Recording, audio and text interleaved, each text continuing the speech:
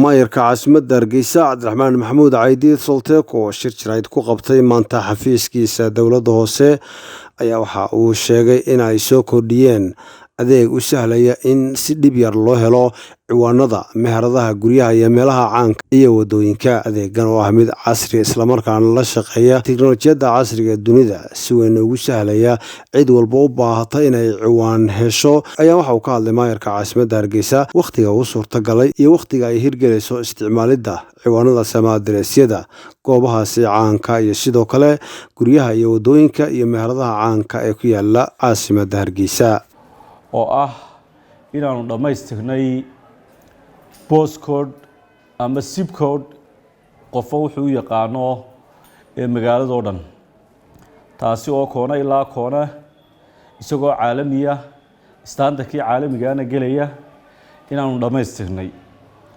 taasi oo ay ka faa'iideysan doonaan dhammaan hay'adaha ku shuqulka leh hadday yihiin wakaaladii biyaha hadday yihiin wasaaradii boosta iyo isgaarsiinta hadday yihiin shirkadihii isgaarsiinta hadday yihiin tagsiilayaashii iyo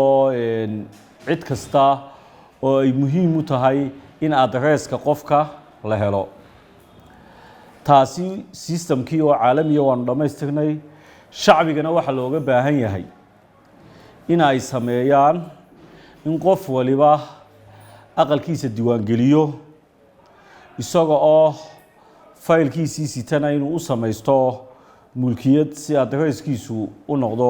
kii saxda ahaa kun ahaantii 7,000 aqal amba jago ee ugu horeeyay ama meeradood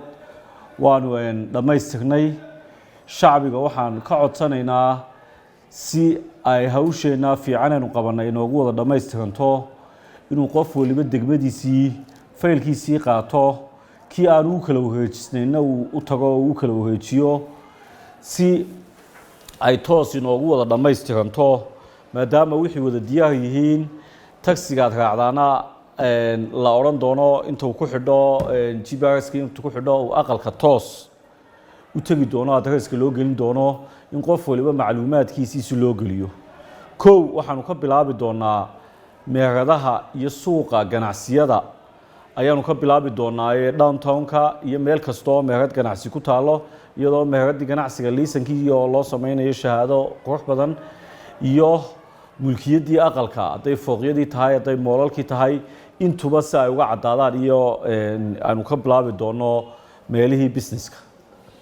dadkuna waxay taa dhinac socon doonaa inay si voluntary u samaystaan oo nin waliba uu tago degmadiisii faylashiisii u saxdo waxaan halkan ku darayaa iyadoo aanu nootayooyinkiina geynay ina laga bilaabo bisha December inay ka bilaabmayso inay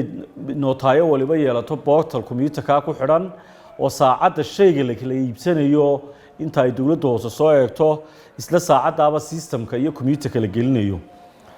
waxaanu siinaynaa dadkii muddo ah November inta ka hadhay December iyo January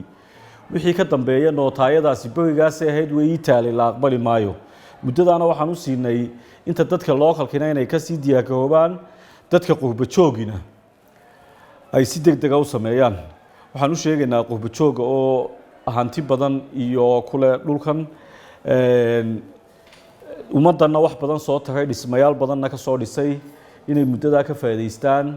ay diiwaan geliyaan Cabdulqaadir Codey Home Cable TV Hargeysa.